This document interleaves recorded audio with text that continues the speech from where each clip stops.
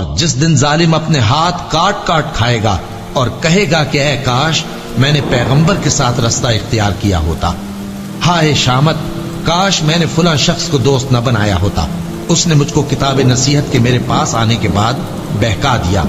اور شیطان انسان کو وقت پر دغا دینے والا ہے۔ یوں نہیں، جب زمین کوٹ کوٹ کر برابر کر دی جائے گی اور تمہارا پروردگار جلوہ فرما ہوگا اور فرشتے قطار در قطار آ جائیں گے اور دوزخ اس دن سامنے لائی جائے گی، تو انسان اس دن سوچے گا، مگر اب سوچنے سے اسے فائدہ کہاں مل سکے گا؟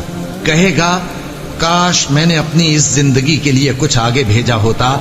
تو اس دن نہ کوئی اللہ کے عذاب کی طرح کا عذاب دے گا اور نہ کوئی اس کے جکڑنے کی طرح جکڑے گا۔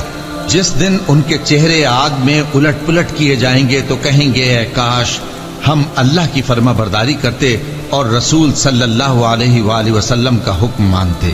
اور جس کا نامہ اعمال اس کے بائیں ہاتھ میں دیا جائے گا تو وہ کہے گا اے کاش مجھ کو میرا اعمال نامہ نہ دیا جاتا اور مجھے معلوم نہ ہوتا کہ میرا حساب کیا ہے۔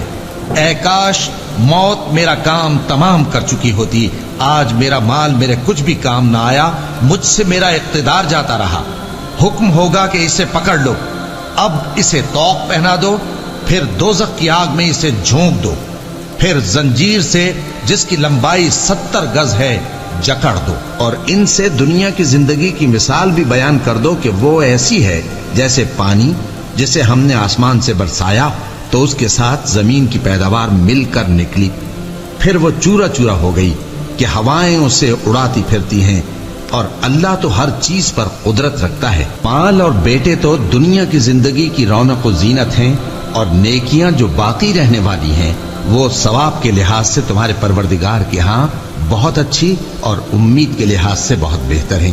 اور جس دن ہم پہاڑوں کو چلائیں گے اور تم زمین کو صاف میدان دیکھو گے اور ان لوگوں کو ہم جمع کر لیں گے تو ان میں سے کسی کو بھی نہیں چھوڑیں گے، اور سب تمہارے پروردگار کے سامنے صف باندھ کر لائے جائیں گے، تو ہم ان سے کہیں گے کہ جس طرح ہم نے تم کو پہلی بار پیدا کیا تھا اسی طرح آج تم ہمارے سامنے آئے، لیکن تم نے تو یہ خیال کر رکھا تھا کہ ہم نے تمہارے لیے قیامت کا کوئی وقت مقرر ہی نہیں کیا، اور اعمال کی کتاب کھول کر رکھی جائے گی تو تم گناہگاروں کو دیکھو گے کہ جو کچھ اس میں لکھا ہوگا اس سے ڈر رہے ہوں گے، اور کہیں گے ہائے شامت یہ کیسی کتاب ہے کہ نہ چھوٹی بات کو چھوڑتی ہے نہ بڑی کو، کوئی بات بھی نہیں مگر اسے لکھ رکھا ہے، اور جو جو عمل کیے ہوں گے سب کو حاضر پائیں گے، اور تمہارا پروردگار کسی پر ظلم نہیں کرے گا۔ کاش تم ان کو اس وقت دیکھو جب یہ دوزخ کے کنارے کھڑے کیے جائیں گے اور کہیں گے کہ اے کاش ہم پھر دنیا میں لوٹا دیے جائیں تاکہ اپنے پروردگار کی آیتوں کی تکذیب نہ کریں اور مومن ہو جائیں۔ ہاں یہ جو کچھ پہلے چھپایا کرتے تھے آج ان پر ظاہر ہو گیا ہے، اور اگر یہ دنیا میں لوٹائے بھی جائیں تو جن کاموں سے ان کو منع کیا گیا تھا وہی پھر کرنے لگے۔ کچھ شک نہیں کہ یہ جھوٹے ہیں اور کہتے ہیں کہ ہماری جو دنیا کی زندگی ہے بس یہی زندگی ہے اور ہم مرنے کے بعد پھر زندہ نہیں کیے جائیں گے، اور کاش تم ان کو اس وقت دیکھو جب یہ اپنے پروردگار کے سامنے کھڑے کیے جائیں گے، وہ فرمائے گا کیا یہ دوبارہ زندہ ہونا برحق نہیں؟ تو کہیں گے کیوں نہیں، ہمارے پروردگار کی قسم بالکل برحق ہے۔ اللہ فرمائے گا اب کفر کے بدلے جو دنیا میں کرتے تھے عذاب کے مزے چکھو۔ جن لوگوں نے اللہ کے روبرو حاضر ہونے کو جھوٹ سمجھا وہ گھاٹے میں آ گئے، یہاں تک کہ جب ان پر قیامت ناگہاں آ موجود ہوگی تو بول اٹھیں گے کہ ہائے اس کوتاہی پر افسوس ہے جو ہم نے قیامت کے بارے میں کی، اور وہ اپنے اعمال کے بوجھ اپنی پیٹھوں پر اٹھائے ہوئے ہوں گے، دیکھو جو بوجھ یہ اٹھا رہے ہیں بہت برا ہے، اور دنیا کی زندگی تو ایک کھیل اور مشغلہ ہے، اور بہت اچھا گھر تو آخرت کا گھر ہے، یعنی ان کے لیے جو اللہ سے ڈرتے ہیں۔ کیا تم سمجھتے نہیں؟ یہ لوگ اسی طرح غفلت میں رہیں گے یہاں تک کہ جب ان میں سے کسی کے پاس موت آ جائے گی تو کہے گا کہ اے پروردگار مجھے پھر دنیا میں واپس بھیج دے تاکہ میں اس میں جسے چھوڑ آیا ہوں نیک کام کیا کروں۔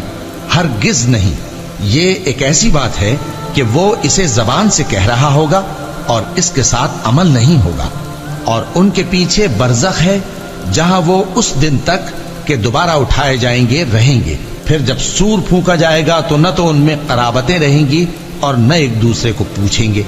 تو جن کے اعمال کے بوجھ بھاری ہوں گے تو وہی کامیاب ہیں، اور جن کے بوجھ ہلکے ہوں گے وہ لوگ ہیں جنہوں نے اپنے آپ کو خسارے میں ڈالا، ہمیشہ دوزخ میں رہیں گے۔